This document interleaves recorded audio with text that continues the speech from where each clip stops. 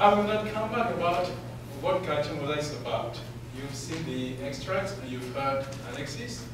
I'll just say that, in my view, the originality of this film lies in the ability of the director, who has successfully combined in one narrative a number of contemporary legends, which result from solidified rumors.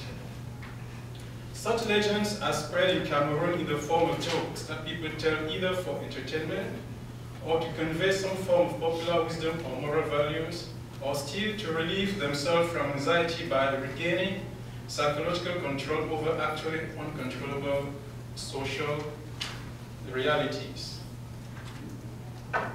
As Jean-Noël Caffrey puts it, rumors can be compared to ritual incantations because those who repeat them unconsciously believe in the power of words and expect them to trigger a magical transformation of the world.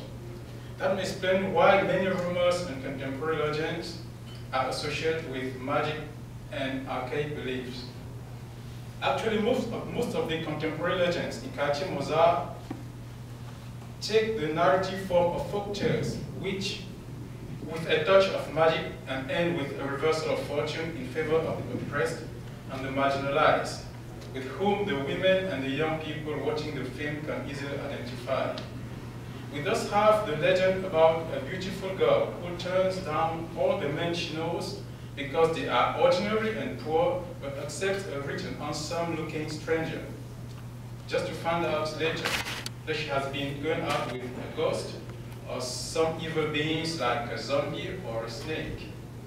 This story, which teaches young girls not to judge people by their appearances and serve the revenge of rejected men, is replicated in Boccolo's film, Quartier Mozart, when Saturday, who despises all the men in the neighborhood and dreams of Michael Jackson and Denzel Washington, accepts to go out with Mad Guy without knowing that her new boyfriend is actually not even a boy, but the little girl that she knows as Queen of the Hood.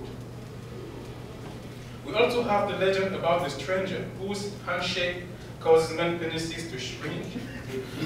Such stories are always told about strangers who are beginning to form a community strong enough to engage in some kind of competition with the nationals.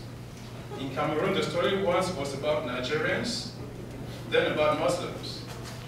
It can be interpreted as expression of the anxiety of a community whose social, political, and economic privileges are jeopardized by social changes introduced by newcomers.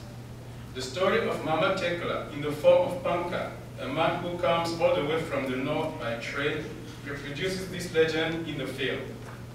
We also have the legend of the wicked policeman who terrorizes everybody as long as he has the power to do so, but who ends in humiliation, either because he was tricked by an innocent victim of his abuse, or by his supervisor disguised like an ordinary citizen, or because someone discovered and revealed that the abuse of power he shows in public is only a way to compensate for the suffering he experiences in the hands of a strong woman.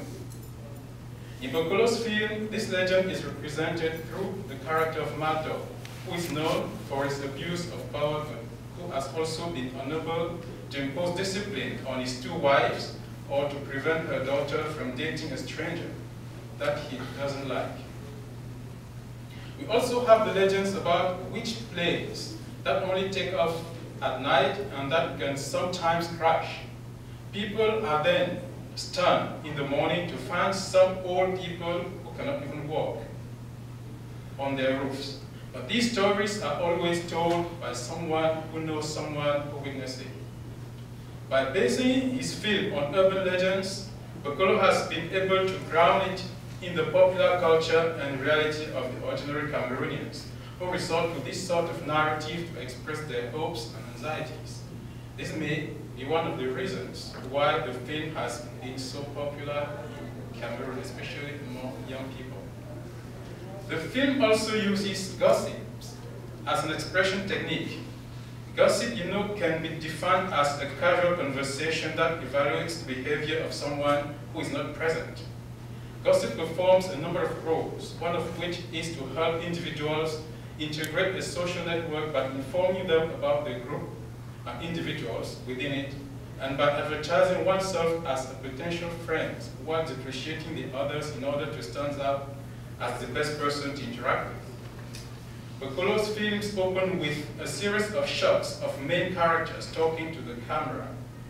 Queen of the Wood, A Tango, Bonbon des Jeunes Filles, Magai, Special Messenger, Saturday, Good For, Mad Dog, and all the characters Alexia cited. They all introduce themselves by revealing the meaning of their nicknames, which in reality indicate the way the community perceives and describes them behind their backs.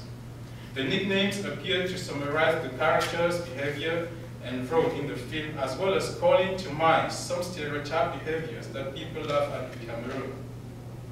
Queen of the Wood's name derives from her inquisitive nature, which makes her the best informed character in the wood. A Tango, Bonbon des Jeunes Filles, or Sugar Daddy, is a licentious man whose life is geared towards sexual activities.